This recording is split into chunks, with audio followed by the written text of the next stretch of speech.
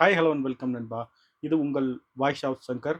இன்னைக்கு நம்ம எதை பற்றி பார்க்க போகிறோம் பார்த்தீங்கன்னா, கொஞ்ச நாளைக்கு முன்னாடி ஒரு இஷ்யூ ஒன்று வந்துச்சு. மிஸ்டர் கே கதை கந்தசாமி, நம்ம ஏ2டி நந்தாவோட சகோதரர் அவருக்கு வந்து ஒரு பிரச்சனை வந்துச்சு.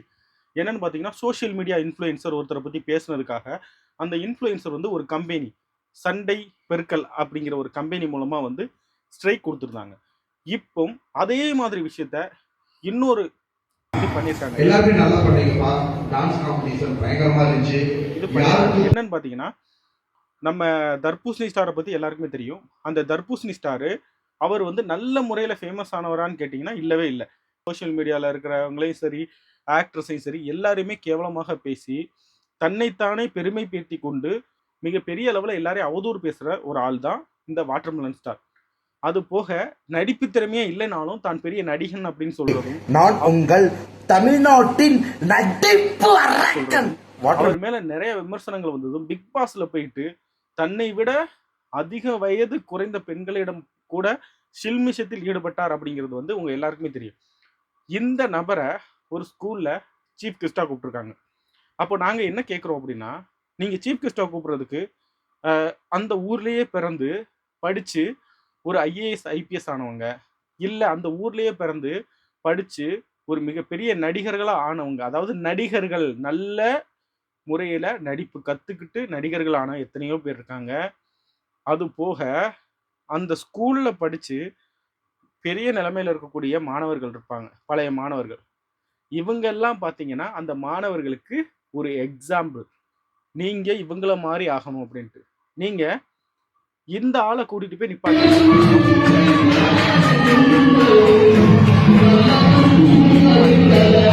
நீங்க யாரை எக்ஸாம்பிளா நிப்பாட்டுறீங்க அப்படின்னா, நான் வந்து படிச்சு நான் ஒரு ப்ரொஃபஷனல்ல இருக்கேன், ஆனாலும் நான் வந்து இந்த மாதிரி கிறுக்குத்தனமா பண்ண இன்ஸ்டால ஃபேமஸ் ஆன இப்ப எல்லாருக்கும் தெரியுறேன். அப்போ வந்து நான் படிச்ச படிப்பை விட என்னைய இந்த கிறுக்குத்தனமா பண்றது வந்து ஃபேமஸ் காட்டுது அப்படிங்கிறத தான் வந்து இந்த ஆளை நீங்க அந்த இடத்துல ஒரு சீஃப் கெஸ்டா நிக்க வைக்கும் போது அது வந்து காட்டி கொடுக்குது. அந்த குழந்தை அப்படியே போங்க, அந்த குழந்தைகளோட இந்த வயசுலயே நீ இவனை மாதிரி பண்ணு, நீ வந்து ஃபேமஸ் ஆயிடலாம், நீ இவனை மாதிரி பண்ணு, நீ வந்து படிச்சு எவ்வளவு படிச்சாலும் கிடைக்காத ஃபேமஸ் வந்து நீ இந்த மாதிரி கிறுக்குத்தனமா பண்ணும்போது கிடைச்சிரும் அப்படின்னு சொல்லி நம்ம விதைக்கிறோம். இதை வந்து புரிஞ்சுக்கணும் இந்த ஸ்கூல்ஸ். ஏன்னா நம்ம வந்து சீஃப் கெஸ்டாக கூப்பிட்றது சோஷியல் மீடியா இன்ஃப்ளூயன்சர்ஸை எல்லாருமே கூப்பிட்றோம்.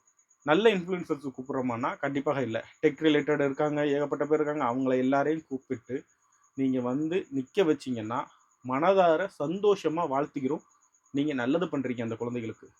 அவன் டெக் ரிலேட்டடாக சொல்லுவாங்க, பிஸ்னஸ் எப்படி ரிலேட்டடாக சொல்லுவாங்க, அந்த மாதிரி விஷயங்களை சொல்லும்போது அந்த குழந்தைகள் நாளைக்கு படித்து முடிக்கும் போதும் அவங்க மனசுக்குள்ள he's my example, he's my role model அப்படிங்கிற ஒரு வார்த்தை இருக்கும். அந்த வார்த்தை வந்து மிகப்பெரிய லெவலில் அவங்கள புஷ் பண்ணும். ஓகேவா?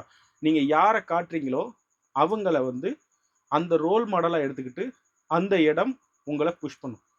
நான் ஒரு ஸ்கூலில் படித்தேன். அந்த ஸ்கூலோட பேரை கூட நான் சொல்கிறேன், SNR ஹையர் செகண்டரி ஸ்கூல். இது வரைக்கும் அந்த ஸ்கூல்ஸில் இந்த மாதிரி சோஷியல் மீடியா இன்ஃப்ளூயன்சர்ஸை கூப்பிட்டதே கிடையாது.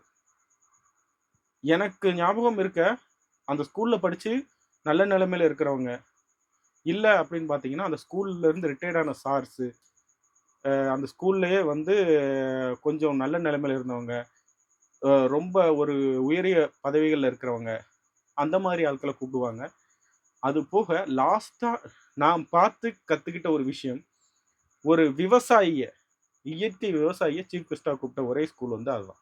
இயற்கை விவசாயியை சீஃப் கெஸ்டாக கூப்பிட்டு அவரை பேச வச்சு அதன் மூலமாக இயற்கை விவசாயம் எவ்வளவு நல்லதுன்னு சொல்லி அந்த வயசுலேயே அந்த குழந்தைகளுக்கு வந்து கற்றுக் கொடுத்தது அந்த ஸ்கூல் தான். இப்போ இந்த பள்ளியில் என்ன பண்ணியிருக்காங்கன்னா, ஏகப்பட்ட ஷோஸ் நடந்திருக்கு, ஏகப்பட்ட விஷயங்கள் நடந்திருக்கு. இதுல அவர் வந்து மார்க் போடுறாரு. அவர் என்ன சொல்றாரு, நீங்க எல்லாருமே நல்லா பண்ணீங்கப்பா, டான்ஸ் காம்படிஷன் பயங்கரமா இருந்துச்சு, ஆக்டிங் எல்லாமே வந்து ஓகேமா, மேக்கப்ல வந்து சின்ன சின்ன கரெக்ஷன்ஸ் இருக்கு. அதாவது சாங்கோட கருத்துக்கு பாயிண்ட் எல்லாரும் ஒரே மாதிரி இருந்தீங்க, மேக்கப்ல மட்டும் தான் மிஸ்டேக், மற்றபடி எல்லாருமே பயங்கரமான பெர்ஃபார்மன்ஸ். அதை மட்டும் இதுல சொன்னீங்கன்னா போதும் அப்படின்னு. இவரே வந்து இன்னும் ஒரு நடிகரே கிடையாது. ஓகேவா? இவரை வச்சு டைரக்ஷன் பண்ண ஒரு டைரக்டர் என்ன பேசியிருக்காரு அப்படிங்கிறத நான் அடுத்து ஒரு வீடியோ போடுறேன். அதில் நீங்கள் பார்த்து தெரிஞ்சுக்கோங்க. இவர் வந்து எவ்வளோன்னு சொன்னார், என்னை வச்சு டேரக்டர் ஒரே டேக்கில் முடிச்சிட்டாருண்ணா. அந்த டேரக்டர் கழுவி ஊற்றிருக்காரு, அதையும் நான் போடுறேன். இப்போ நான் இந்த ஸ்கூல்ஸ்க்கு வச்சுக்கிற ஒரே ஒரு ரிக்வஸ்ட், தயவு செய்து இந்த மாதிரி ஆட்களை வந்து சீஃப் கெஸ்ட்டாக கூப்பிடாதீங்க. இந்த மாதிரி ஆட்களால் அந்த குழந்தைகளோட எதிர்காலம் பாதிக்கப்பட வாய்ப்பு இருக்குது. எப்படின்னு சொன்னீங்கன்னா, கொஞ்ச நாளைக்கு முன்னாடி தவசின்னு சொல்லிட்டு ஒரு பையனை வந்து ஃபேமஸ் ஆக்குனாங்க. தவசின்னு சொல்லிட்டு அந்த பையனோட இது உங்களுக்கு எல்லாருக்குமே தெரிஞ்சிருக்கும். ஒரு வீடியோ வந்திருக்கும். இறங்கினா ரயில் இறங்கினா ஜெயில்னு பேசியிருப்பான் அந்த பையன். இப்போ அந்த பையன் ஒரு கிரிமினல். கிட்டத்தட்ட குண்டாஸ் இருக்குன்னு நினைக்க அந்த பையன் மேலே. எங்கே அந்த பையன் இன்ஃப்ளூயன்ஸ் ஆகிருக்கான்? இன்ஸ்டாவில், ஃபேஸ்புக்கில் இந்த மாதிரி பண்ணுறவங்க இவங்க தான் அவனை இன்ஃப்ளூயன்ஸ் பண்ணியிருக்காங்க. ஸ்கூல்ஸில் நீங்கள் இன்ஃப்ளூயன்சரை கூப்பிட்டீங்கன்னா அவன் வீட்டில் போயிட்டு அந்த இன்ஃப்ளூயன்சர் யாருன்னு சர்ச் பண்ணுவான். அதோட ஒரு 10 ரீலை பார்ப்பான். அந்த 10 ரீலில் ஒரு 4 ரீல் வந்து அடிதடி வெட்டுக்குத்து பண்ணுற ஃபேமஸான ஒரு இன்ஃப்ளூயன்சராக இருப்பாங்க. அதாவது அதை பற்றி ரொம்ப இதாக போடுறவங்க, பெருமையாக போடுறவங்க. அப்போது அந்த அவன் மனசுக்குள்ளே என்ன விதையும், இந்த மாதிரி நான் பண்ணேன்னா நான் கெத்து. இது கெத்து இல்லைக்கண்ணா. படித்து நல்ல நிலைமைக்கு போ, அது கெத்து. உன் குடும்பத்தையே நீ ஒத்த ஆளாக தூக்கி நிறுத்து, கெத்து. நீ தான் உன் குடும்பத்திலேயே முதல் ஐஏஎஸ், முதல் ஐபிஎஸ், இல்லை முதல் ஒரு அரசாங்க வேலைக்கு போன ஆளாரு, கெத்து. இல்லை உன் குடும்பத்திலேயே உயரிய அரசாங்க வேலைக்கு போன ஒரு ஆளாரு, கெத்து. இல்லை உன் குடும்பத்திலே அதிகம் படித்த ஒரு ஆளாரு, கெத்து. இதெல்லாம் விட்டுட்டு இந்த மாதிரி இன்ஃப்ளூயன்சரை உங்கள் ஸ்கூல்லேயே கூட்டிகிட்டு வந்தாலும் இவங்களெல்லாம் எக்ஸாம்பிளாக எடுத்துக்காதீங்க. ஆனால் அந்த ஆள்கிட்ட எனக்கு ஒரு நல்ல விஷயம் ஒன்று படிச்சு. என்னன்னு பார்த்தீங்கன்னா, அவருக்கு எதற்காக இந்த மரியாதை என்று நான் சொல்கிறேன், கேட்டுக்கோங்க. அவருக்கு ஒரு ஸ்டேஜில் ஏறி பேசும்போது என்ன பேசணும் அப்படிங்கிற முறைதறி வந்து நிறையா விஷயங்கள் தெரியாமல் இருந்தாலும் ஒரு விஷயத்த கரெக்டாக பேசியிருந்ததுனால இந்த இடத்துல நான் மரியாதை கொடுத்துருக்கேன். என்னன்னு பார்த்தீங்கன்னா, நான் சொல்ற ஒரே advice, education should be must. படிப்பு தான் முக்கியம். நீங்கள் படிங்க, உங்கள் படிப்பு தான் உங்களை வந்து அடுத்த லெவலுக்கு கொண்டு போகும். ஓகேங்களா? எனக்கு சொத்து இருக்கு, 100 ஏக்கர் இருக்கு, மதிப்பு கிடையாது. ஓகேங்களா? நீங்க பெரிய பிசினஸ் மேன், மதிப்பு இருக்காது. ஆனா எல்லாரும் படிச்சு ஒரு டாக்டரா, ஐஏஎஸ்ஆ, ஐபிஎஸ்ஆ, ஒரு நீங்க இன்ஜினியரா படிச்சு முடிச்சு டாக்டர் அப்படின்னா அதுக்கு ஒரு மதிப்பு இருக்கும். இன்ஜினியர் அப்படின்னா இன்ஜினியருக்கு ஒரு மதிப்பு இருக்கும். அட்வொகேட்னா ஒரு மதிப்பு இருக்கும். வேணாலும் ஆகுங்க, அதுதான் உங்களுக்கு பெருமையை தேடி தரும்னு சொல்லியிருந்தாரு. அந்த ஒரு விஷயத்துக்காண்டி இந்த மரியாதையை கொடுத்துக்கிறேன். ஆனால் அவர் பண்ணுற எல்லாத்தையும் நான் ஒத்துக்க மாட்டேன். அவர் பண்ணுறதெல்லாம் மிக மட்டமான வேலை தான் அப்படிங்கிறத நான் ஒத்துக்கிறேன். ஆனால் இந்த ஒரு வார்த்தைக்காக ஐ ரெஸ்பெக்ட், அவ்வளோதான். தயவு செய்து இந்த வீடியோ வந்து நார்மல் ட்ரோல் வீடியோ மாதிரி இருந்திருக்காது, உங்களுக்கு என்ஜாயபிளாக கூட இருந்திருக்காது.